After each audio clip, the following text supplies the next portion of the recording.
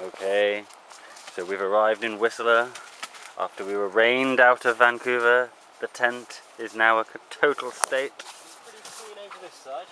My patch is clean. So is mine. Carlson's patch is clean. The foyer and the Lego patch aren't so great. The tent's soaking wet. So here we have the nice wet roof, which is also covered in mud. Carlson's about to clean it with his towel, which he's then planning to dispose of in the Whistler woods for the bears to get.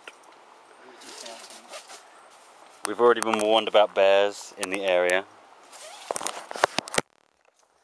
and all foodstuffs to be kept in the car.